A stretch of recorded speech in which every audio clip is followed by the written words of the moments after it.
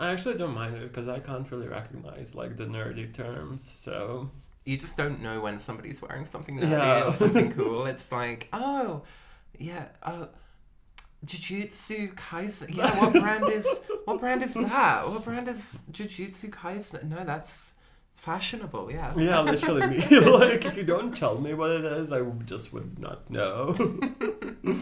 No, that's understandable. Hello and welcome back Hi. to Two Sides of the Screen. Literally two sides. We've got two sides now. We've got two cameras, two mobile phones. I wish I could take a photo of this setup. It's amazing. But we don't have any more phones, unfortunately. Just imagine that it's two DSLRs on tripods set up really nicely. Well, no one knows, so we could have lied. We could have. I think this is going to look a lot more like a podcast, hopefully, than our other We'll see. episodes. But yeah, two camera setup, new deal. Two Sides of the Screen is a podcast where we talk about a movie. We watch a movie every week. We pick it from a list. Usually quite film bro-y type movies to expand our filmic lexicon. My name is Tori. Hi. I'm Ivan, the other side of your screen. I love how you need at least like one corny line along with the ending. Yeah, yeah. Oh, you're gonna have to point to a different camera now. It's going to be insane. Yeah. I might get up on the table. We'll never know. We'll see. We are film students, so no, we don't know what we're talking about. Just hopefully you guys can put up with us. Yeah. And today, for today's episode, we watched Get Out by, do you remember his name? Jordan Peele. By Jordan Peele, who we actually both really like as a director. Mm-hmm. But today we're just focused on his movie Get Out that came out in 2017. That was good. That was a good Thank you. intro. So- I usually do the whole movie introduction thing. Do you... Yeah. So, I mean, do you have anything else to add before we get into it? Because I want to give a synopsis. Yeah, no. In which case, what do you think the movie was about? What do you think Get Out is about? So, Get Out follows our main character, Chris, who is, and it's an important part of the story, he is black. And he is in an interracial relationship with his girlfriend, Rose. And basically, he goes to meet her family, like a wealthy white family in kind of rural area. When he gets there, things are kind of weird, like there's some tensions because, they're all white. They're not racist, like, but they do have some, bit controversial things to say. But it's still like kind of normal, it goes well until their friends show up. It's a big gathering, it's a party with a bunch of old white people. And Chris meets another black man there.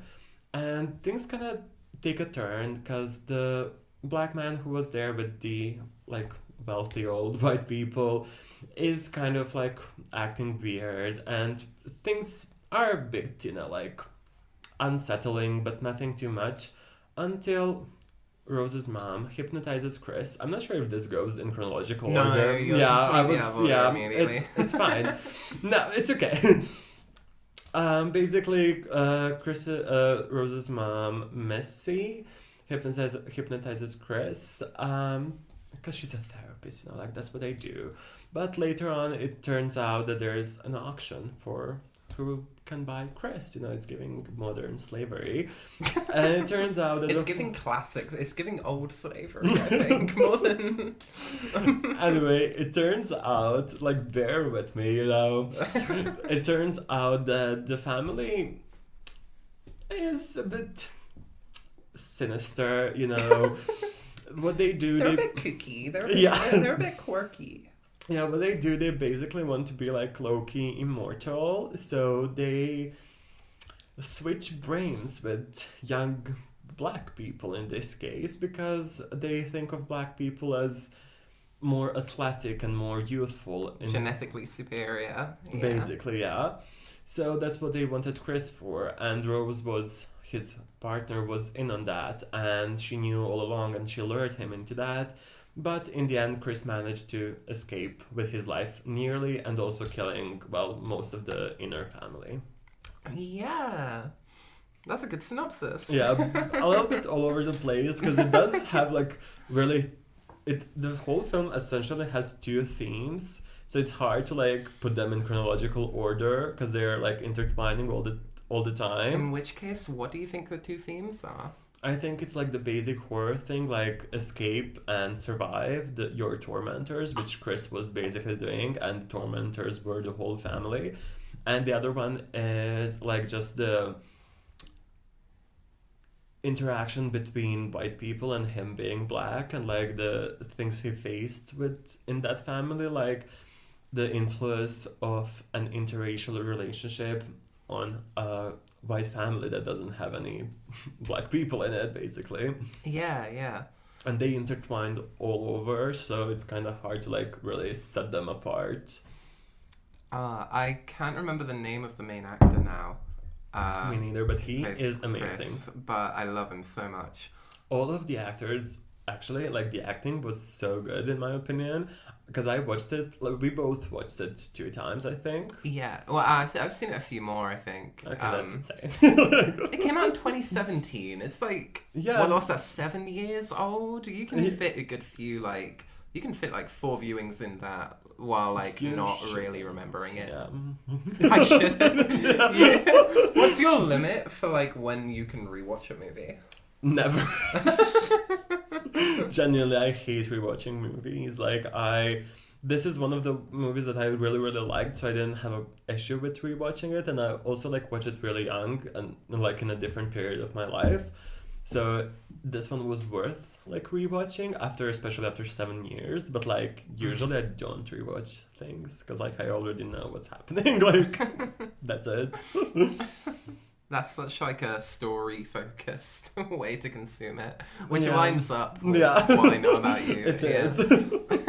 No, I love rewatching movies. You always notice like little things here and there that you didn't notice last Yeah, I time. have Like TikTok even for as that. far as yeah, no, that makes sense. But even as far as like camera moves and things like that, like I was able to really appreciate how specific and how tight the film is crafted. You know, like a lot of the times when he's sat around the table talking to the family, it's shot exclusively in close up. It's close up into close up into close up into close up, and it never pulls back to give you that relief, to really like show how claustrophobic he is. Yeah. And how sort of trapped he is in this house. You really only get like a wide of it at the start and at the end. Yeah, to like set up the scene. The rest of it is really entirely from Chris's perspective. Yeah. Just showing how trapped he is in this big house. No, I agree with that. For me, it was the acting, like the thing I actually got to appreciate the other time, like the second time watching it. Daniel Kaluuya, that's his name. I said that in the whitest way. Daniel Kaluuya. Yeah. He's great. He's fucking amazing. No, he's fantastic. The hypnotization scene, I was living for it, honestly. It's such a good performance. No, from both actors though, like the woman who plays Misty also did a great job. I Yeah. just think like overall acting from all of the actors was like so good, and I didn't get to like appreciate that the first time because I just didn't care, you know. But it is like, but his performance in that scene, like the slowly falling into that Into the sunken place. yeah, into that state of like not being able to like really have the control of her body. Like so much of it is in his eyes as well. Yeah, literally. Like, which is thematically relevant as well because he's a photographer and the guy who ends up buying him doesn't blind. even really care about the race side of it. Yeah. He's quite transparent of like, I couldn't care if you were black, white, whatever. I just want your eyes. It's a blind guy who, I guess he believes that there's some sort of like, artistic eye, like physically as well. Yeah. Which is funny because he was saying how he wasn't that successful as a photographer even before he became an art dealer. Yeah. So yeah, it's like more empathetic in the end than it like even just being about race. Like, What do you mean? because they build all this up. Obviously, this operation is because of the like parent. It's because of the family's belief that black people have a superior genetic makeup. But then the Yeah. guy who ends up buying him doesn't even care about that. It's honestly like a tiny bit of like, I guess like disability commentary or something. That the fact that it's just like a old blind guy who just wants to see again. It's not even like racist motivation. There's something there. It doesn't really touch much on it, but I find it a really interesting choice that they would abstract it so much that he is being targeted for his eyes. Like not even his race. That's not why he's necessarily it's not why the guy who bought him. It's why he was there, of course. But... Yeah, no, I get that. I did not think about it. I think it's such a minor thing. It is such a minor thing. Yeah. But I just kind of wanted to mention it before we spend the next half an hour talking about all of the race allegories and race meaning in it. Because the two white people are going to have a lot to say about it. No, but genuinely, I think the blind guy would probably still like end up like transferring his brain, like his consciousness, into a black person, because like they all hunt black people literally. And I think it's not okay, so like in the movie they say it's because they're like genetically superior, which is like okay, like it's not like a racist thing, but like it obviously is, you know what I mean? Well, it's kind of like I can't remember, but it's kind of like eugenicist. It's kind of like the old style Nazi thinking. No, yeah, you know? but I also think like Like- that the blind guy would probably still have a black person to transfer his consciousness in, because I think he would still hunt a black person even if he was on his own, because police doesn't care about them, so he can like easily get away with it. Yeah. No, I think maybe that's what that little bit is even saying, that like the black people aren't being hunted even for their genetic makeup. Like Yeah. it's just because they're black. It's Yeah, because that's they how are I would the like kind of easiest understand it. Yeah. to get, the easiest to hunt down. The police won't investigate so much. Yeah, exactly. Like Nobody's gonna care if a they black guy goes will like missing. get away with it easily. Yeah, exactly. So maybe that's actually why the main guy who buys him, his motivations aren't even racist, because even the fact that he is there is because he's black, which is because it's easy, and it removes Exactly. that genetic makeup excuse. Exactly. And It's proves like, like, oh well, for you, I could be anybody, but like, Yeah. why does it have to be me because I'm black if all you want is my eyes? Like, yeah, exactly. it kind of hammers in how pointless the whole thing is. Yeah. Yeah, and then everybody else is definitely racist. There's a line in the exposition where they're explaining what the program is, where the old guy says like, together with your genetic makeup and our intuition and whatever, it's like Intelligence, yeah. exactly. So it's that they're marketing it as that. But very they're like separationist. dehumanizing like black people, because like why would they It's be like, yeah, smart? You Black know? people are like really good at basketball, but like they can't think like us white people. you Yeah, know? that was literally it. That was literally what he said. I exactly. swear. Like- Yeah. And so it's really commenting. It's that like such classic otherism of like colonialism even. Yeah, but I do think it's very interesting how they portrayed racism, if that makes sense, like aside from all of this, because like Rose said that her family isn't conservative, they are very liberal, they're very accepting and stuff, but like the whole family and friends and basically all of the villains, even though they aren't like racist in terms of like, yeah, we love taking rights away from black people. They're like so accepting to the point where they don't even acknowledge black people as actual people. It's more like an abstract concept, which I think is so interesting. It's an It's like, extension of the I'm not racist, I have some black friends. yeah, it's like the trope. like it's completely like on the, in my kind of opinion, the way I say it, it's the on the opposite side of racism. It's still racism, but I mean like the Well, opposite it's side of kind the of spectrum. Of the political Yeah, spectrum. yeah. It's the liberal, even more left-leaning, virtue Yeah. signally type Exactly. crowd. It's more so what it's criticizing than, the KKK or whatever. Yeah. Because Um, it's like we accept and we love black people, we just don't consider them actual people because they're so like different. Exactly. It's criticizing the fakeness of like white people who think that they're like politically correct. Yeah.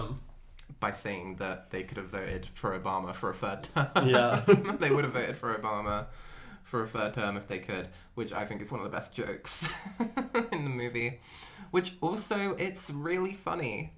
The film is funny throughout. Yeah. I love how it balances the horror with the humor. I don't know many horrors that actually strike that line as well. Yeah, without as Get being Out like a does. parody. Yeah, without going full parody. Yeah. Because that when you think horror comedy, which I think I would classify Get Out as, I wouldn't. I think it's really funny though. I think it's funny, but that it doesn't make it a comedy. It at least has a much more comic relief than most. Yeah, but I still don't think it would be classified as a comedy. I think it's just light. It has like light-hearted moments. It just has more comic relief than it's at least very satirical, right? I think it's like in the way that it balances out the suspense and the horror of it all. I don't think it's like funny in a comedical like, oh my god, it's a comedy way. Yeah, I just can't think of a funnier horror movie. One that actually balances comedy and horror so well. No, yeah, I get it. Like, yeah. if there was to be a horror... Like, I struggle to think about a better example of a horror comedy. Because you can think of, like, comedies and satires and parodies that use horror tropes. Yeah. Like, I don't know, I guess Scream, but I haven't seen it, right? Yeah. Like films that balance the comedy with the horror, where you're still supposed to be scared and you're still supposed to laugh and get the satirical commentary. To balance all of those things is so difficult. To talk about a movie that I actually have seen and you haven't, Shaun of the Dead is like it leans the opposite way into going full comedy, and you're never really scared. It's not a very scary zombie movie. But it's really fucking funny. Yeah. And this manages to be nearly as funny as a movie like Shaun of the Dead while still making you really anxious and really like frightened for the characters. And I think that's just such an achievement. I also think it comes from like the funny comedical moments in Get Out seem more like realistic, if that makes sense. A lot of humor is derived from the real. Yeah, because they don't seem like out of place anywhere. They just seem like a normal dialogue that two people would have and make a joke there, So so that's why I think it's a comedy, because it's not like actually forced in any way. It's just like a natural like conversation that two characters would have that would have a joke in it. A like, lot of the humor is derived from the situation and from how the characters would react realistically. Yeah, exactly. I think, again, that's so interesting to see a horror movie where the protagonist is so permanently self-aware. Yeah. Like, he's self-aware before he goes there. He's like, I don't want to... Like, I'm scared. Like, what if I get chased off of your lawn with a shotgun? Like, do they know I'm black? Like, he's already anxious and self-aware of how scary this situation could be. Yeah. And then his friend Ron, like, also warns him about it, and it's like, you're crazy, why are you going to a white girl's parents' house? Because it really, like, reflects the reality of, like, a situation like that. But there is real reason to be anxious. Yeah, because, like, black people have to be, like, aware like that in those situations. So, like, it's really, like, makes him such a realistic character to, like, really like feel for him, you know what I mean? Exactly. And also a lot of people really liked Rose in the beginning. I actually did not like her from the start. It's hard to look back to when I didn't know the plot of this movie Yeah. because I'm sure I saw it in like 2017. Mm. But I think the actress did a really fucking good job of the performance. Oh, I amazing. think she Outstanding. like, I guess I don't necessarily want to argue about whether or not she is likable, but she does give a very endearing performance. Yeah. Like, you truly want her to be positive, good, to yeah. be like the only good one. Even to the last moment, you are on Chris's side when he knows that Yeah. she's set him up, and he's still like, Rose, please find the keys, please find the keys. Yeah. It's like the desperation of the situation of like, I really don't want to believe that you're in on this, even though I know you are. No, for me personally, like, no, I did think she was a good, like, a positive character in the beginning, but I just personally never liked her, you know, like, if she was a person, I wouldn't. And one of my main reasons was when Chris literally asked her, like, do your parents know I'm black? And she was like, no. Like, what do you mean? Like, why wouldn't you, like, mention that to them? Like, because, I mean, they obviously knew, like, that's the whole plot twist. But, like, at the Yeah. time, like, watching that first part, I was like, why would you not tell them? Because it's sort of a representation of her privilege, right? Like, No, it yeah, didn't- definitely. I feel like the character of Rose Like, that she gets to is be playing, ignorant. yeah, the character of like Rose that she is playing, that's like getting all of these black people into the house Yeah. and pretty much catfishing Also, them. bisexual queen. Like, I just have to say that. They have that one image that reveals like, oh, also a woman, and it's Yeah. no, I think that's funny, but because yeah, why not be bisexual and a villain? Why not? Yeah, I love that for her. But yeah, like, she is presented to have a lot of privilege to not really understand Chris's perspective on race issues at all, and I think that is set up quite early with that, where Yeah. you get to see their chemistry, and you really do want them to. Yeah, they look like a happy couple. They look like a happy couple with just the tiny little bit of like tension due to their different Yeah. social backgrounds. Yeah. Where Rose just doesn't understand what it's like to be black. Like, and how could she really? She's white. Of course, she's dated a lot of black guys and probably like has created this character Yeah. specifically for a reason. Yeah. But just like in the beginning, out of like the naivety. yeah, but like in the beginning, I think she actually said like that she never dated a black person before and stuff like that. Yeah. So, it is like the character has been built Yeah, out of ignorance. exactly. You know? but she's still like an ally. Like she argues with the police officer for, you know, wanting to see Chris's ID and stuff like that, even though Exactly. she was driving. Which Like- again, I see that as a sort of, again, ignorance of not really knowing how serious of a situation Yeah. that can be, not necessarily seeing Chris's anxiety there. Yeah. And Chris appreciates her sticking up for him, Yeah. but it's when he's like, no, it's okay, really, it's okay. Like, I feel that sort of like fear on his part of Yeah. like, please don't, like, he will fucking Yeah. do something, you know? Like, I am scared of this cop. I don't want to piss him off. Why are you pissing him off? Like, come on. Also, like, that was such a good hint for the plot twist. Because she was like, yeah, I don't want this police officer to have your ID. So he doesn't know who you are. Oh, that's foreshadowing. Because she was, like, kidnapping him, essentially.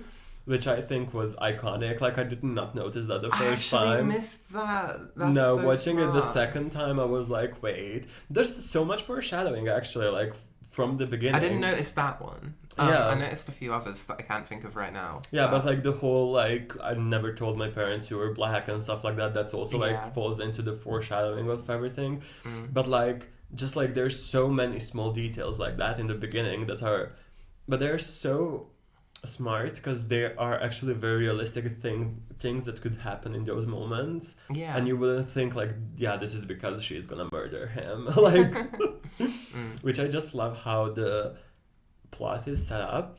Like, I think it's so natural, and when the plot twist happens, like, you expected it, You just didn't expect that specific thing to happen. You know what I mean? Yeah. I just like story-wise, like the writing-wise, like directing-wise, like 10 out of 10. Like, I just love it. It is kind of a perfect movie. It's so well paced. Yeah.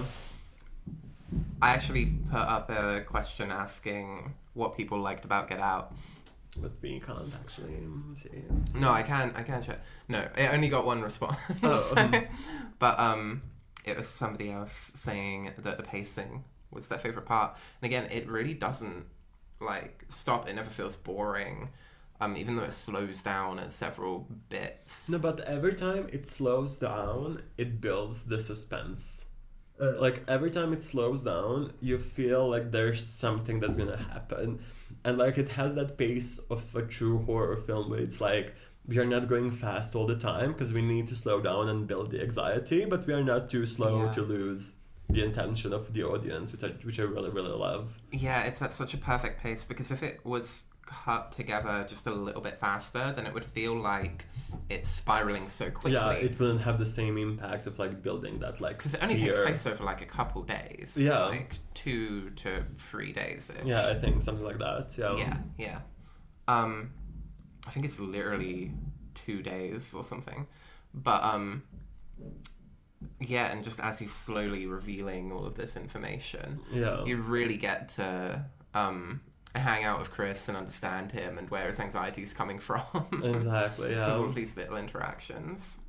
No, I also think it's just like the way that they involved his friend Ron was so, because you had that, like, Ron was like kind of like an outside perspective of the whole thing that was happening.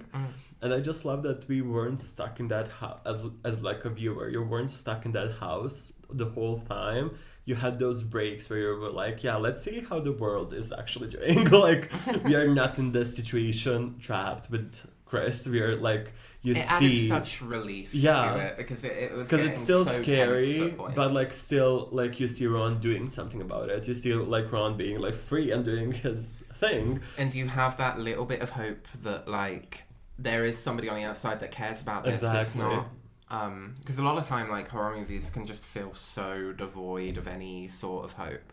Yeah, and then a lot of the time they can feel like they've set up an escape. And you know exactly how it's going to end. And again, this somehow balances it where Ron is like on the case, you know, but he's no one worried about cares. it. But one, no one cares, and two, Ron is a fucking bit of an idiot.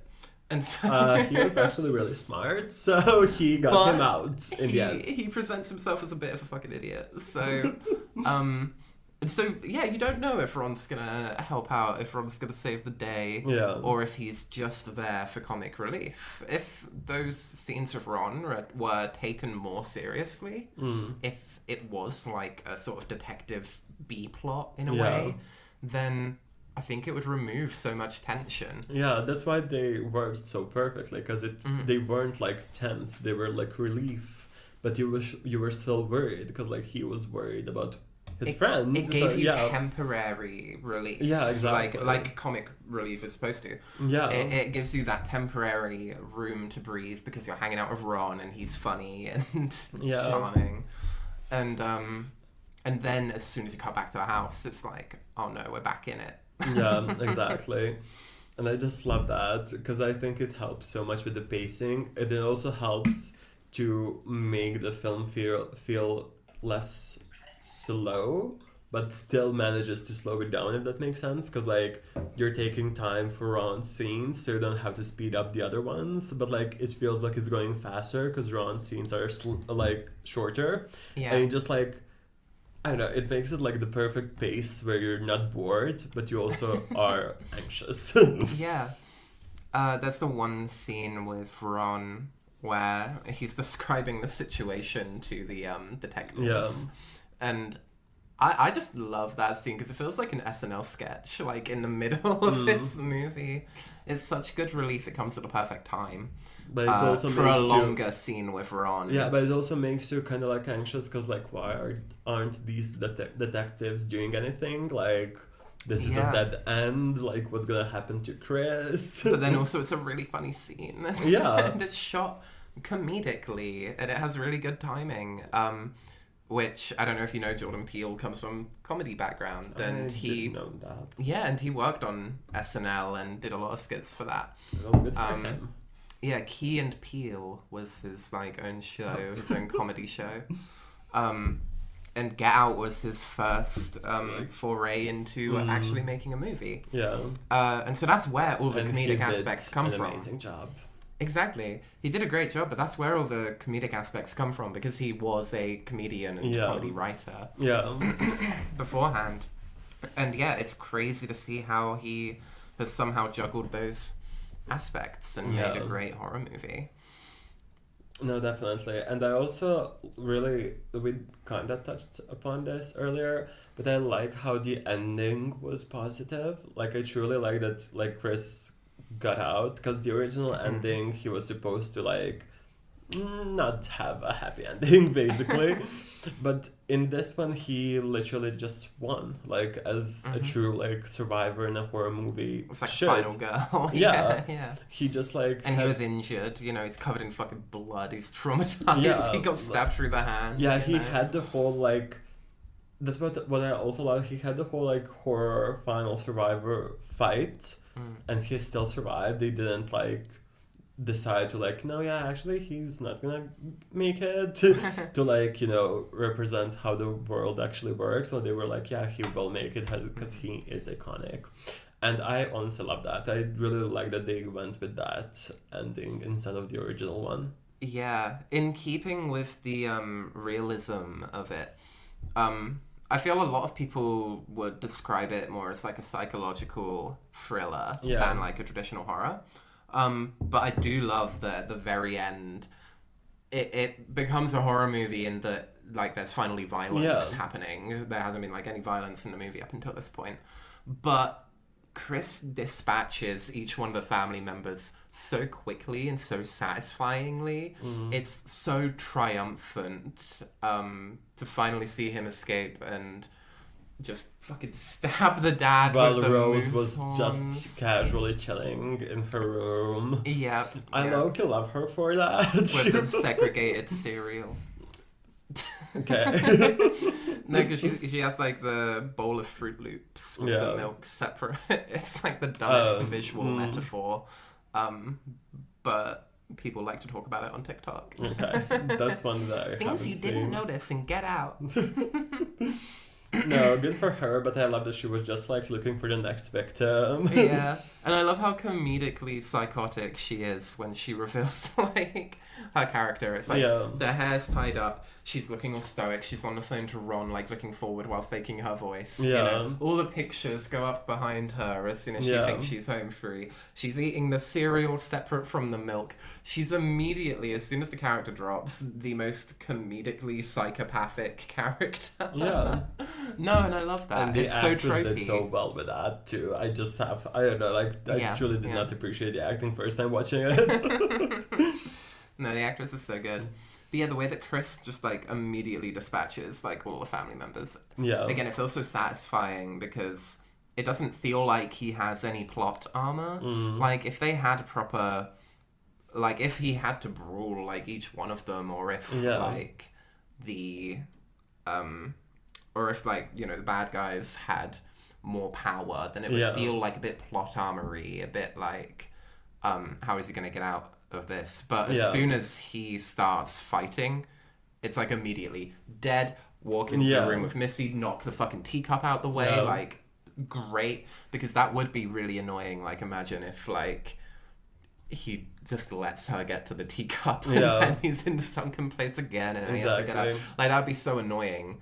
And so it's Yeah. very satisfying to just be like, nope, fuck the teacup. You're gone. You're dead. Also, Missy is low-key iconic Yeah. for that teacup. Like, I know we already said that about the hypnotization scene, but like her part, like with the teacup and everything, I also feel like it was so perfectly set up. Like, I mean, Yeah, as in yeah. foreshadowed, like before she actually did it, she was like, tapping it lightly. She was like holding it In like the it was. conversation about the hypnotism, it's Yeah, like she's already doing it, already yeah, priming exactly. him. So Yeah. when it happens, you're still shocked that it happened, but like you kind of like expected something to happen. I know. Chekhov's teacup. I Yeah. just love like the way her character was also like constantly foreshadowing like those small things. Yeah. But yeah, and the final fight between Chris and Rose, it's so like it's such a horror trope, but it still works. Like you said, it doesn't feel like any plot armor is there. Like you can Yeah. actually like he is hurt, he is struggling, but he survives just He could have quite easily Yeah. been shot by that rifle. But again, it's like this old-timey rifle, so you've got to reload Yeah, every time. exactly. You know, like imagine if she came out with like an AR and like Exactly. sprayed like bullets across the tree. You'd be like, oh, okay, well, what the fuck? But like, she misses like one shot, you know? Yeah.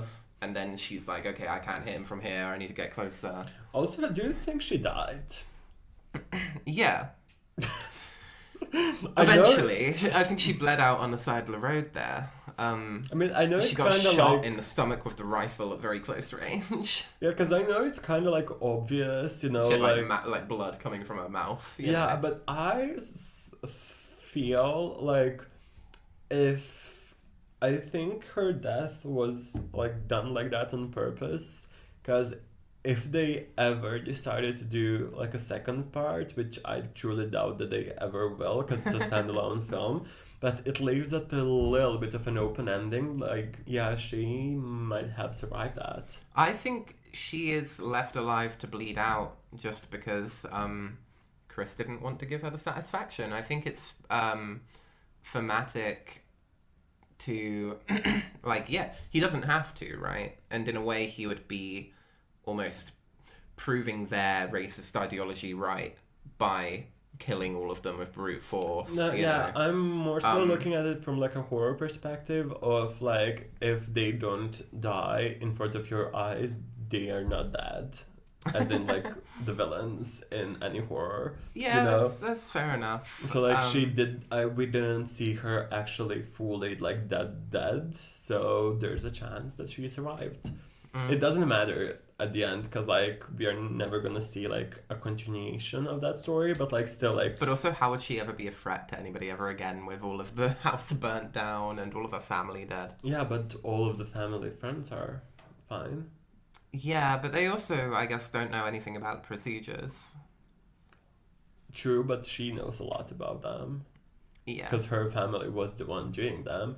So But it would be a stretch to No, definitely, assume I that, agree. like she could do it would be a whole stretch, but I'm a just brain saying like transplant and hypnotism and etc. etc. no, definitely. I'm just saying like the ending was just a tiny bit open, like left as in a way that like she might have survived, and she doesn't have Maybe to like it's a be this. callback Yeah, to like some horror trope like that. Yeah, yeah. but I don't think it's like important on a No, grand definitely. scale, I just yeah. like that detail because I like when the ending has just a little bit of room to like. like the tiniest amount. Yeah, I don't like when it's like a cliffhanger. Like, don't leave me like that. Yeah. But I love when there's just like a little bit of room to like Or speculate. like when it's setting up a sequel or something. Yeah, Like, 'cause exactly. it's definitely not doing that. No. It's not, but like it's just like a little bit of like, what could have happened if she survived? Because maybe she could have. That's like, I just like that. Yeah, that's fair. That's fair.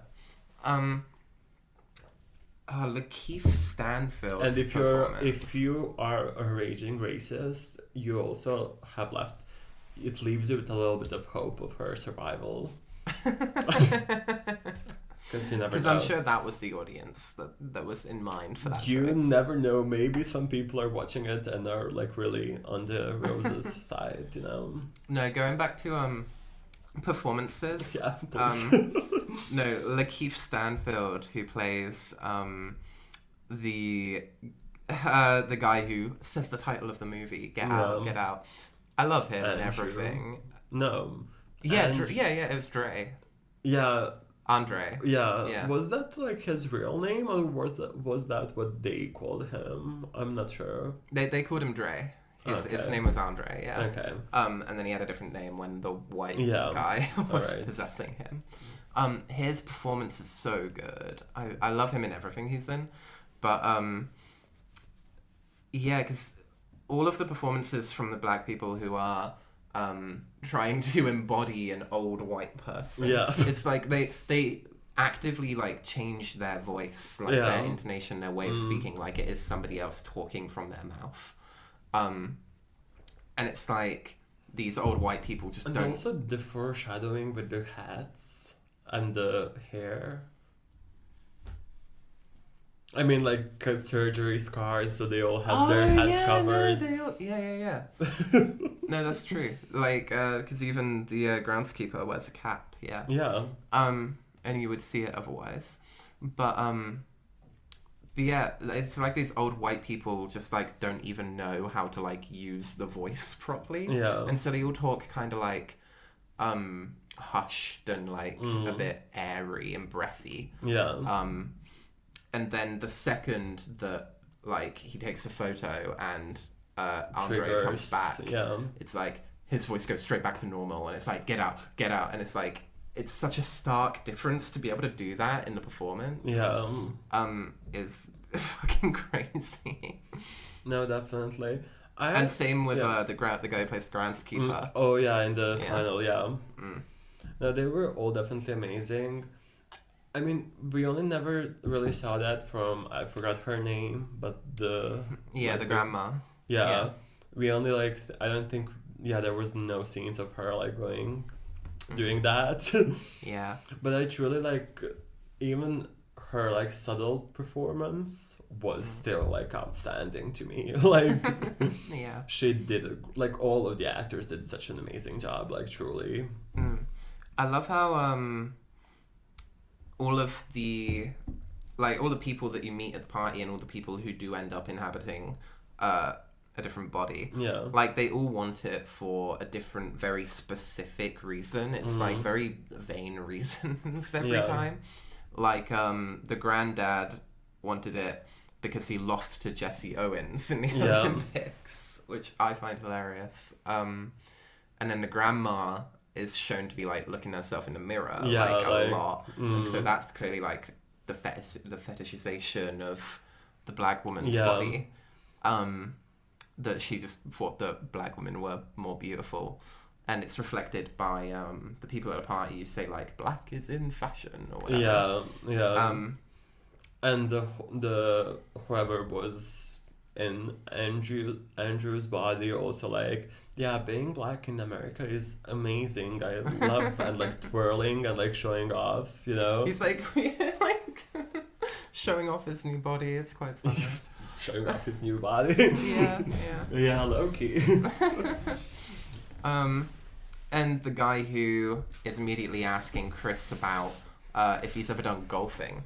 Like, let me see your swing or whatever. Yeah. Because he just wants somebody who can fucking Golf. play golf well. It's so silly that everybody has like a specific. There's even the woman who just like thinks that black guys are better at sex. It's Yeah. like, how would you say your performances or whatever? It's like all of these like racist stereotypes about black people. They all like pick from one that, to yeah. latch on to and be like, God, wish that could be me. In the most positive way possible. I mean, like, not that they were I mean, like, they describe, like, the They're all characters... positive stereotypes. The Yeah, character yeah. described them as something positive every time. Like, it's like, yeah, I'm not racist. I actually love how black people look or golf or whatever. Yeah. No, that was actually the point I was going to, is that a lot of them have a specific black person that they name. Yeah. Like for the granddad, it's Jesse Owens. For the golfing guy, they're like, oh, I love Tiger. I love Yeah. Tiger Woods, you know. And I figured out for the dad, the reason why he keeps mentioning Obama is because he wants like leadership qualities. Yeah. You know, he for some reason thinks that black people have like better leadership qualities. Yeah. He was probably telling the truth when he said like best president in my life hands down. Yeah. Because he wants to be Obama. I mean, yeah, I didn't catch Yeah, on that's something that I caught onto on this Good viewing. one. Yeah. I wonder who Missy wanted to be and Rose. I think they're not so obsessed with it. That's kind of in the system, but They're just there, like, vibing. yeah. Well, I mean, yeah, I don't know about Missy and Rose because you don't really you don't get a lot of Rose like out of character. Yeah. So you don't really get to see her like true perspective. Mm. But To be fair, I also think like Rose's character is like fully brainwashed because she is the youngest. She is a kid who like grew up in a family like that. She didn't like have to Yeah. like plan it out like they did. the brother clearly idolizes like MMA and like physical Yeah. fighting. I don't know if he names any black MMA fighters because I Probably. don't know any. Yeah, he might. same. He might have at the dinner table. Yeah, but like she just like I think grew up like that, and they just used her to like lure people in. I think she was like literally groomed from like child, not to like defend her or anything, but like I just feel like her character represents like someone who grew up being taught like things like that, so she didn't Yeah. really Well, if have anything, anything else. like Missy can hypnotize people, right? Yeah, Like that too. Yeah, I guess that would be a way you would groom somebody. Yeah. yeah, definitely. I do like that both the daughter and the brother, like both Rose and the brother, have like their separate methods of Yeah. getting people to the house. And the one that you see at the start is the brother, obviously just like kidnapping Yeah. Lakeith Stanfield. I think it has a little bit to do with commentary on gender. I might be like completely reaching there, but like You're probably not. I feel like Jordan Peele's films, like what I love about I Jordan, think I'll let you he's get back smart to this. enough. Yeah. I'll let you get back to this, but Yeah. what I love about Jordan Peele's films, all three of them, is that they have a main theme that is like so blatant and so clear Yeah. that you can't miss it. You have to be an idiot to miss it. Yeah. Like for us, it's like class, and for Nope, it's like spectacle and animal abuse to an extent, right? Yeah. It I've was never quite seen that cool. You one, should so see like, Nope. ooh. But those are like the very surface level like themes that the whole thing revolves around, Yeah. and then they have a spider's web Of everything other else. themes. Yeah. It's like they have one 30-foot hole, and then they also have 31-foot holes surrounding it, which I love. To use the class analogy. Yeah. But you can do both, is what I'm saying, and Jordan Yeah. Peele does both. We keep getting taught in class that you can only do one or the other. Yeah. But no, Peele, I think, does both, and I love that about Definitely. his storytelling. No, because I think with the way they like lure people, because the brother doesn't really like lure them, he like kidnaps them. It's very violent and it's very like aggressive and physical, while Rose is more like manipulative. Like she has those feminine traits. She like lures them in with her beauty and her character. She's nice. She's kind. She's polite. She's a perfect woman. So that's how she gets them to come to their house and be like kidnapped.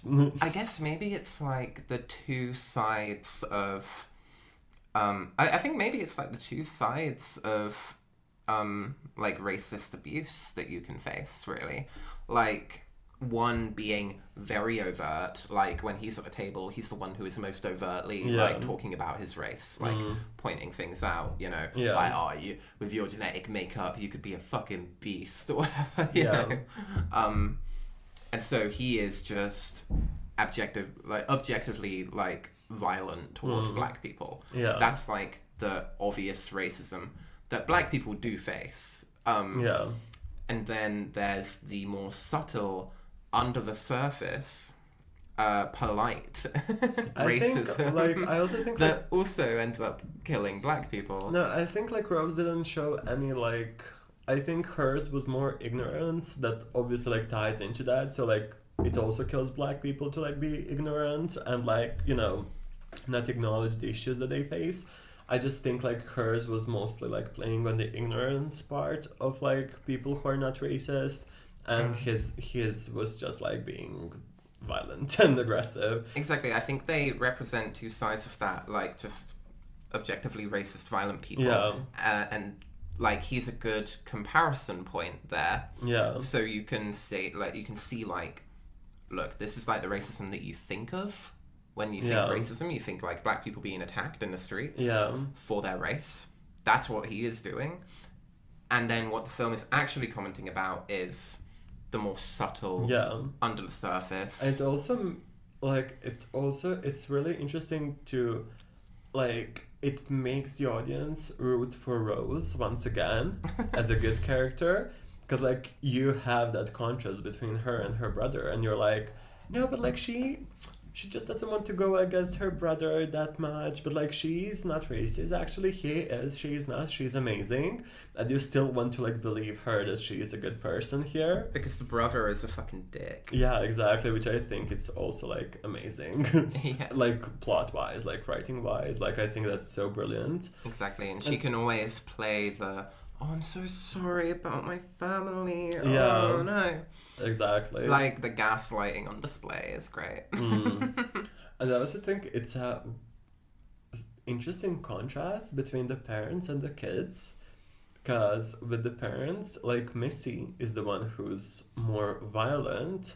Even though she's polite, she is the one who actually, like, hypnotizes them and, like, mentally destroys them. Even though she's Yeah. not physically violent, she is, like, psychologically, like, destroying these poor people. While the father, I can't remember his name, he's just friendly. He lures them in by being the perfect host. He's just like a funny dad, you know? He tells dad jokes and he, like, welcomes And he everyone wants with to be like open arms. the leader. He's taking like, oh, I'll give you the tour, like, you know. Exactly. Mm. But he's very, like, open and friendly and kind, similar to what Rose is, while Missy is, like, very violent, but in an opposite way of... In an insidious, like, quiet way. Yeah. It's also like she did force Chris into hypnotization. Like, he didn't want to. She forced him. Like, she Yeah, was because she had already violent. set up the Exactly. thing. She just wasn't physically violent, and I actually didn't notice that, but I'm just, like, thinking about it now, and that's actually insane. Like, that's actually so cool. Coming back to that hypnotism scene, again, like, the self-awareness really, it grounds it. Because you're immediately jumping into the supernatural, which is Yeah. always, like, fucked. Of course, hypnotism can send you into, like, the sunken place and you're watching things through a TV. I don't know. Whatever. never You're tried. but it's a hard task to set up a very realistic situation and then introduce a Yeah. supernatural element like that. Mm. But yeah, Chris's self-awareness the entire time keeps it grounded. Yeah. He's the one who is constantly, he's like laughing. Yeah. You know, he's like, he's being actively affected by it. Mm. He's like there, he's clearly like trying not to think. He's like, nah, don't want to think about that. And he's like smiling, he's like laughing, Yeah. he's like, this is ridiculous, you're not gonna get me. And then it like, again, the performance is so fucking good, where he's just trying to keep this self-awareness, this like, no, this is ridiculous, I don't believe in hypnotism, well, like, you're not gonna get me. And as it slowly takes over, and his sort of like light-hearted view on this situation is slowly changing to abject horror. Yeah, yeah. Being forced to remember his like childhood trauma. No, that scene is just so perfect. Like, there's literally, I cannot. It is a perfect scene. No, like, from performances to the way it's written, the way it's shot, like, hands down, I think my favorite scene in the whole film. Like, Yeah. genuinely. It's between that one and the one where he, like, actually gets out. Yeah, Because that's yeah. just, like, a happy thing. But, like, visually, I think that the hypnotization scene is, in my opinion, It's so the best stunning. one. And again, to come up with those visuals with your like your first time directing something. That's also saying, like, your the first time directing a movie. Yeah, that should be illegal, actually. Like, Yeah. he Yeah. shouldn't be able to do that. Sorry, you can't do that anymore. You're too good at this, Jordan Peele. Yeah, like, please. Like, he could have at least lied and said, yeah, this is actually my 10th film that I'm doing. Like, you know, make people Yeah. feel better. Like, It's like, please. how do you learn all of that from shooting fucking comedy skits for Literally, like like, 10 it's years? not How do you okay. make that transition? I don't get it. But I feel like we have to talk about how black horror is like almost in a way a different like genre even to traditional like horror and slasher horror. Yeah. And I'm totally just parroting a video essay from a black woman, but Yeah, because I don't know much about what. well, you know a lot horror about would traditional horror in Yeah. the sense that like you think it's a suburban neighborhood, white family in a suburban nice house, usually Yeah. quite big or whatever, and then some foreign entity comes and threatens that safety, that security, be. Yeah. right? Like that's a classic horror trope that like a good Yeah. few that you could name probably fit Literally that like framework. every. Exactly, like every classic Yeah. horror movie fits that framework. And it's because what is scarier to the audience of middle class white people than their safety being threatened by this outside threat, you know? Yeah. A black person might not find that so scary because it's not as relatable. They don't live in the suburbs in a big house with their nuclear family, you know. They might not be so scared of that. What a black person might be more scared of is the suburban area. And you see that in the opening scene with Lakeith Stanfield yeah. walking around. It's like, I'm in this creepy ass suburb, you know, I feel like a sore thumb out here. Like, he's actively scared of the suburb. He is the foreign entity Yeah. in this area where a horror movie would normally take place. Yeah. And so, yeah, the threat isn't, you know, some foreign thing threatening their safety. It's them going somewhere where they, like, don't feel safe, or being perceived as a threat is, like, more scary for, like, a black person. And I find that really interesting. I feel like it intersects with class as well, of course, Yeah. because, like, I would be less scared of, like, a suburban neighborhood. I haven't really lived in one, you know. My house didn't really have the best security when I was a Yeah. kid. Somebody could have walked in whenever. I mean, still. And Still. Like, don't call me out like that. Don't call me out like that. yeah. But So now if someone doxes you, they know they can just walk in. Yeah. Like, no, I'm gonna start locking everything down. But that's the thing. I'm not that scared of some foreign entity I like am. invading my I safety am. or my sanctuary, because I don't really have a sanctuary, right? You live here. Like, what do you mean? Yeah, but like I wouldn't call this the safest place in the world or the most secure place in the world. Yeah, that's what makes it scary. Well, you get used to it. Sure. Yeah. Well, that's the thing as well, is that like, yeah, what Chris's character is scared of, again, isn't some foreign entity invading his space. He's scared of being the foreign entity invading the white person's space. That's what is scaring him, is white people, cops, you know. Like, cops are usually the like good hero, or maybe No. even a comic relief in a... I'm just a bit confused. Yeah? So what would, because I get what you're saying, but like what would be like the black horror, like as, and because like It just takes a different form, right? It's because that, like a lot of horrors also do that with, like, you know, teenagers going to a haunted house and stuff like that. So it's like a lot of it is you being in like a character being in an unsafe environment instead of them being in their own home and then getting attacked. Yeah. So I'm just like But it's funny that, like, when it's a like when it's a traditional movie going into like a haunted house or whatever, the scary thing is some sort of supernatural entity. Of course, that's a pretty like universal fear at that point. yeah. But again, in this movie, he goes to a big house in the woods, and it's not ghosts, it's white people. White people. It's just white people that are the vague horror villain Yeah. in this. And they are pretty much just white people. Like, especially in the party scene. Yeah. It feels so anxious and claustrophobic, but like, why? Why should he be? It's just a bunch of white people. Yeah. And that scene has like the same effect as like a traditional horror movie walking around an abandoned spooky house and something moves in the corner. Yeah. Like, the fact that he's just surrounded by white people is like as scary. No, I get that. Yeah. Yeah. And yeah, I mean, it's a plot that you can only do in a black horror movie that is trying to target specifically fears of black people. Probably like in America specifically. Yeah. It's just a different thing. Like, if you were to make a queer horror movie, right? Queer people would typically find different things scary societally.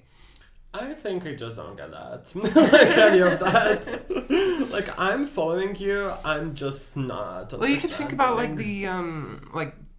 I haven't seen the modern Invisible Man, but like, think about how like a woman would just be inherently more scared of a man than a man would be scared of a man. It's like, for a horror movie that's targeting like a masculine audience, the slasher villain has to be this huge built guy with a fucking chainsaw, whereas a woman would probably just be scared of a normal guy. You probably don't even need it to be like a big built guy with a chainsaw. It's like, you could just have a guy, and that would be scary enough if you're targeting it towards women. No, I think I just... Like, that's kind of the point of The Invisible Man, I guess. Like, no, I just think I'm ignorant and also scared of everything, and also watched a lot of horror movies, so like, I think I can't like really see it that simplified, you know, because I would also be scared of a man and of a bunch of old people, no matter, especially like, you know, white rich old people, like high class. Oh yeah, because it totally intersects, right? Like, yeah, so I just as young queer people would probably be equally scared. Totally by get what you're saying. Guys, I can't really like see it as such a simple concept, if that makes sense. And also because I really like love horror as a genre, and I watch like a lot of movies that do that without taking like race into equation, you know. Yeah, by calling it black horror, you're removing the intersectional element of it. No, yeah, I get that. Yeah, and you are simplifying it and removing intersectionality. But like, again, you can, because people like me and you can relate to being terrified of a group of old white people. Yeah. We're not because of our race, but because of maybe our youth or our queerness or our alternativeness, like whatever, any reason. Yeah. Or just in general. Or just in general. Because you just find old people creepy. Yeah. So, but like, societally, it's tapping into a fear that a specific group of people has more so than a white audience. Okay. Yeah. And I think it's interesting to design a movie that way. No, definitely. I love that. Yeah, and comparing it to classic horror movies that are clearly targeting a white audience, and that's why it's in the suburbs and there's a foreign like entity. You know, I don't find that so scary because I'm like, oh well, you're already in the suburbs, like whatever, right? I couldn't be me. I wouldn't have a house that big, you know. Yeah. I simply wouldn't be in that situation. You know?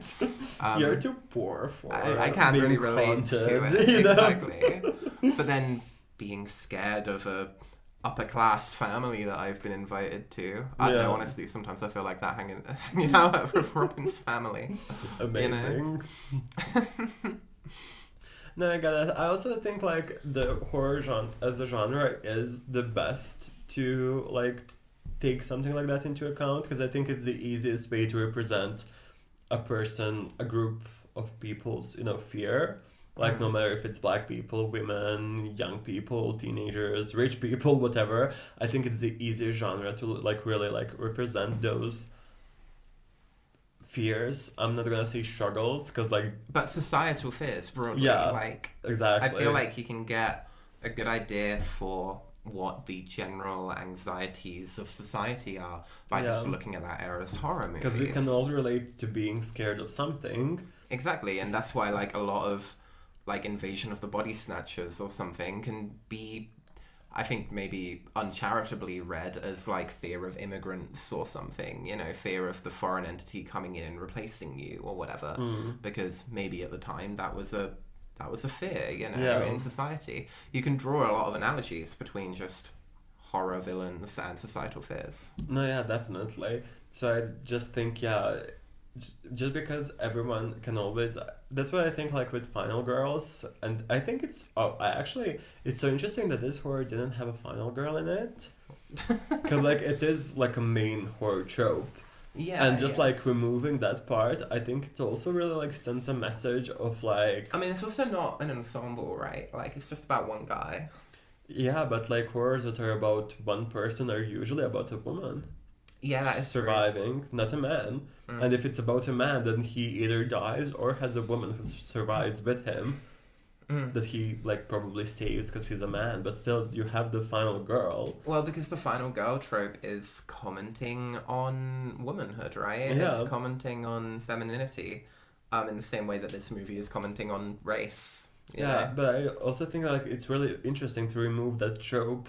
That's like huge trope in the genre. Mm. Because I think, for me personally, because I knew that it was a horror when I started watching it, obviously, I was like, okay, Rose is going to be our final girl.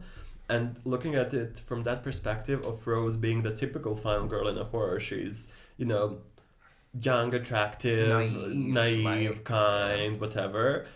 And her turning out to be one of the villains is such like a subversion of the trope itself, and I actually love it so much. Yeah. But I also think that it was kind of important to have a man as a main character because he was black, because having a woman would probably, for the director, make it too complicated.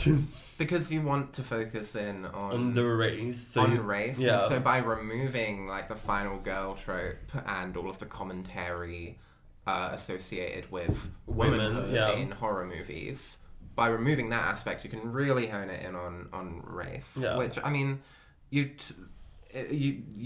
totally can make a movie like this with Oh, no, a black female definitely, yeah. protagonist. Somebody should maybe, but yeah. but no, I do agree. It kind of keeps it a bit more focused, just because the horror genre has so much baggage associated with female main Yeah. characters. Yeah. And it's like really, like it's a statement to have a final girl. Like you just Yeah. have to do it. Like it's, you need a woman surviving the tormentor, but Yeah, there's Jordan so was much. just like, no. There's so much pre-written context by having a female lead in a horror Yeah, movie. exactly. That I just don't think he wanted that baggage for that movie. Yeah, but I think like it's really interesting that he didn't do it because a lot of like horror movie directors don't even think about it. Well, Us then does have a black female main character. I just remembered. Yeah, Yeah, when I said somebody should make that, he made it. He there was his next movie. literally. No, I just think it's so interesting that like he just didn't do it because like a lot of directors just do it without thinking about it. Like a lot of directors will put a male lead in, but they will still have the final girl because it's like it's a horror movie, it has to have one, even though she Yeah. was like more of a supporting side character. But he completely removed that, and I'm just like fascinated by it, honestly. Yeah. Because it's like, how can you do that? Like, is that even possible? Like, that's crazy to me as a horror fan. I have a question, actually. Is there anything you disliked about the film? No. I honestly think it's a near perfect film. I just it's entertaining throughout. It's really funny. I don't know. I think I like things usually with like a little bit more bite, but again, it's not really going for that. So, I guess like I don't like saying things that would imply that I would just want to watch a different movie, right? Because I feel like from an artistic perspective, Get Out does everything that it artistically sets out to do. Yeah. And that's all a piece of art should do. Just do what it wants to do, and I think it does that. Yeah. And then looking at the rest of Peele's filmography, his other films are similar, where they're setting out to do other things, and they do those things perfectly. And so, if I wanted more biting social commentary, I could look at Us. And then if I wanted more action adventure, and more general societal commentary, then he's made Nope. Yeah. The film just does everything that it needs to do pretty pretty perfectly, in my opinion. I don't even think there was like a bit that I was like, oh, that's a bit dodgy. Yeah. I don't know. Same, honestly. Like I feel like if there's anything that I don't like, it's probably because I didn't understand it. If that makes sense. For I think example, you should give yourself more credit, but no, genuinely. Like, for example, I'm not a fan of the police officers, like the ones that were working with Ron. Like, I don't like those characters are so kind of like a little bit irrelevant to me. But I feel like they had a certain point in the film that I just didn't get when watching it because they were such side characters and I didn't pay too much attention to them. oh, I think they were just there to have that bit. Pretty much, it's like I said. It feels like just an SNL sketch in the middle of the Yeah. movie. That film, and I think that's great for the tone. I think they were just added as little comic relief characters there I to build the scene out. Maybe there was an extended plot with it. Because it's again weird to see like an entire new location and 3 characters get added just for one comic bit. But Yeah, because my thought was maybe they were because like they were also like black. Maybe that was like police, like black people in police. How they also don't like because every police officer is on the same side. So even black people in police force don't really do anything to help, but they did kind of help, but they didn't. So I think I just they didn't help at all. but No. they kind of were I don't know. I think it's I'm just. I think it's. I think Just, I missed something there. I think don't there f- is more to that, and I think don't I think missed there's it. more to that scene. I I think it's think it purely is, a funny actually. scene. Fair enough. That we found something to disagree on. Finally, whether or not that scene Okay, is so trying now to say for an anything hour, or let's it's funny. argue about that. Yeah. Because I really think there's something more to that. Because like we know how much Jordan Peele pays attention to details, and nothing is accidental in his films. Like everything foreshadows something. Everything has some sort of meaning. So that whole skit, still, it's not just a comic relief. It is, but it has more to it. And I feel like my biggest theory is because the officers were also black. It says like even black people can be ignorant to black issues. Yeah, maybe. Yeah. Yeah, let's go with that. If it's gonna have a meaning, I'd say that would It be the has one. to have a meaning. No, I read Because like it. logically thinking, it has to have a meaning. Because if you watch the rest of his whole filmography, like everything has a meaning with him. Yeah, no, there is a quote that I read the other day from him that says like, All cops are bastards. do you want to say that again? Louder. No. No. I mean, I do stand by that. No, ACAB. you are the white family that the film is criticizing now. You have graduated. No, he has a quote saying that, yeah, everything in my films is intentional, unless it's something that you didn't like, in which case that was an accident. That's his quote. See, but I didn't not like that scene. I just disliked the part where I didn't get it, not the scene itself. So it was definitely intentional, like fully. So I actually figured it out. Yeah. So, I guess that's the little 1 foot bucket on that scene. Yeah. There, yeah. Final thoughts on the movie. What do you think? 10 out of 10. Genuinely, I do recommend it to anyone and everyone, and I loved it. I also love like how he paid so much attention to detail, but also kind of made it obvious. Yeah. Yeah. Like the teacup was so obvious, but it's a detail that not everyone pays attention to. So when you think back, you're like, yeah, that was so obvious, There are ways to do things, obviously, in a very Hitchcockian style. I feel like he does use a lot of like Hitchcock techniques that we've been learning about and talked about last week. Yeah. In just like honing in on a specific object, like give it a close up in order to make it stand out. Yeah. And yeah, that shit works. He knows what he's doing. Again, I feel like the film could only be better in my books by being a different movie, just because like although I love both like the horror and comedy aspects, I just prefer things with like the tiniest bit more bite to it, Yeah. and like just experiment more. I think I because get again, that, like yeah. in the sunken place, like that scene is beautiful. I want like way more of that. I would want like the whole movie to be looking into like super weird psychological shit, and then maybe then I could like it even more. Yeah. But for what it is, I think it's like absolutely perfect. Yeah, I'm not greedy like that. I actually. Well, there are films that totally do that as well that I love. So Like that, I actually Yeah. just appreciated the movie for what it is, not what it could have been. So, no, I appreciate it for what it is. yeah. It was just like, because I guess I wouldn't like have it be personally a 10 out of 10, but that's purely just because I prefer different types of movies. But but as far as what it set out to do, it did all of it perfectly. Yeah, for me, I mean, I said 10 out of 10. For me, actually, it would probably be 9.7 out of 10. Just This is why number ratings are pointless. Should they see Get Out? Yes or no?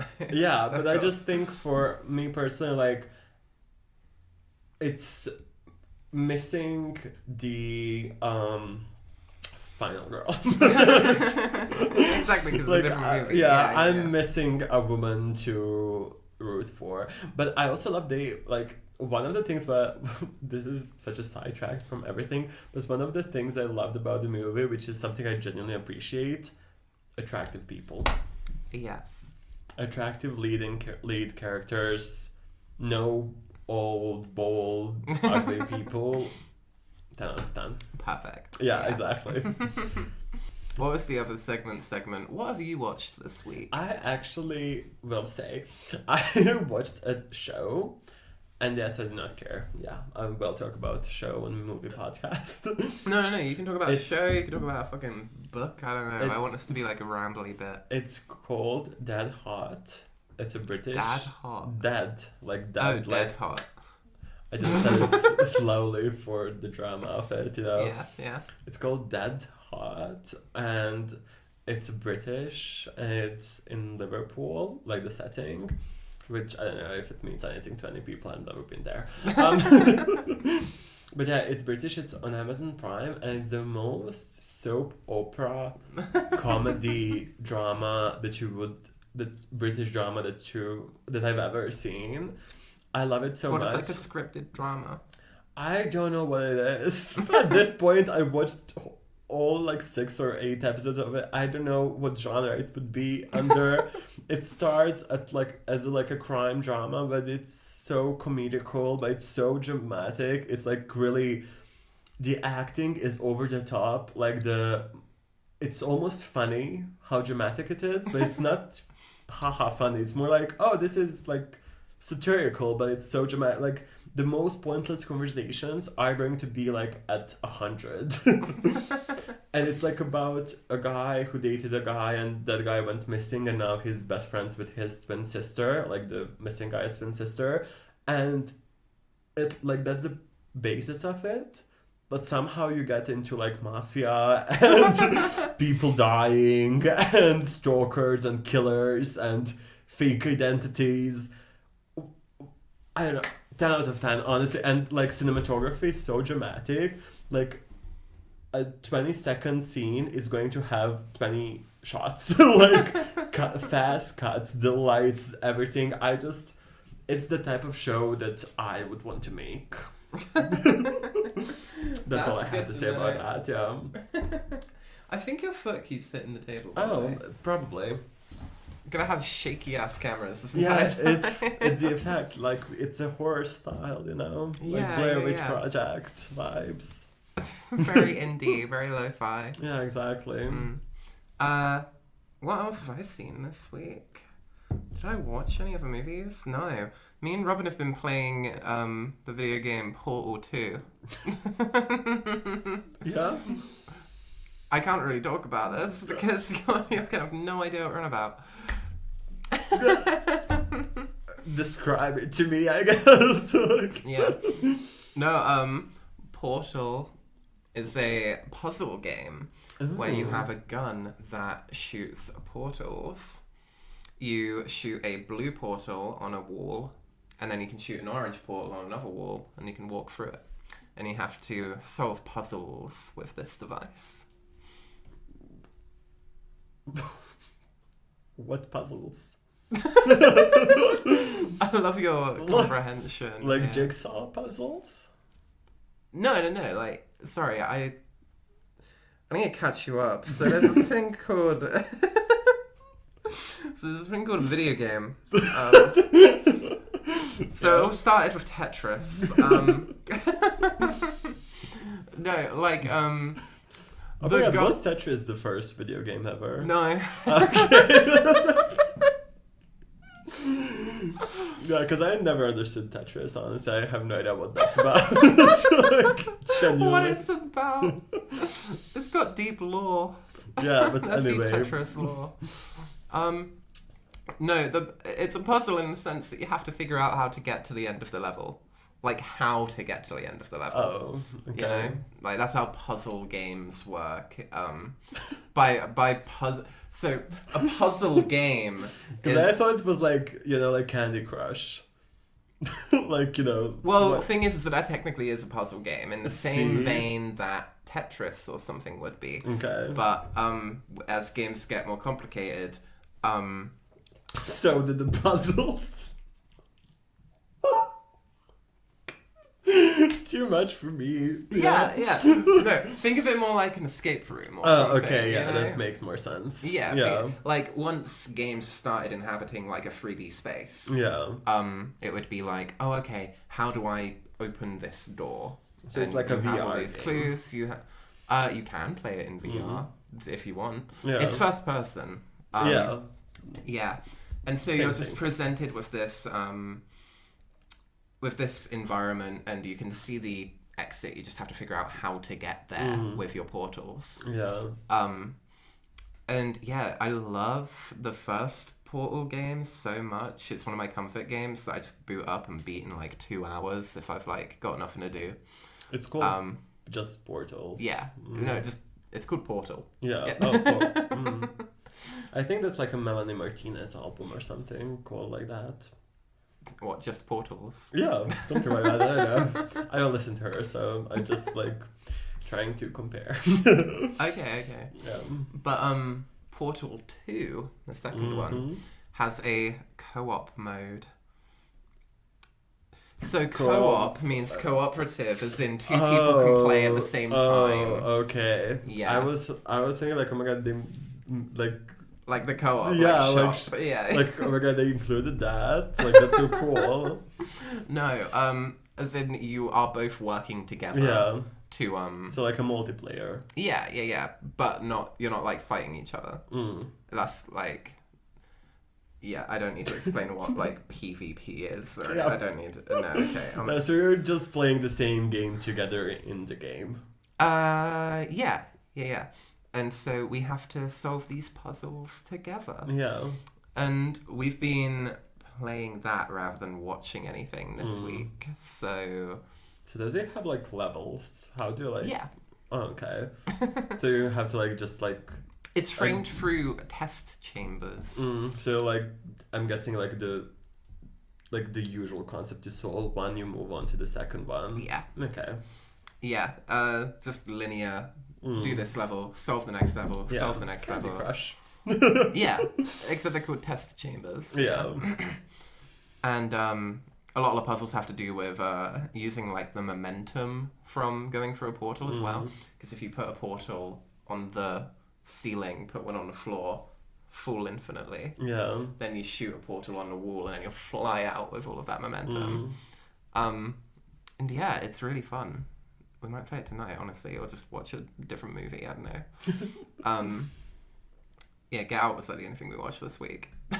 Well, it was worth it, to be honest, because it's an amazing movie. So. Yeah. Oh, it would be so funny to play Portal 2 with you. Having zero comprehension of video games, it would be so funny. So funny. So funny. throw you into the deep end. Yeah, so subscribe to our Patreon to see me And you're like, interact where's with the the video candies? games. When do I get a Tetris? I don't know what the Tetris is. I just told her to not get the point of that game, so... Why can't I match free candies? I don't know. When do I get the power-ups? But I'm really good at escape rooms.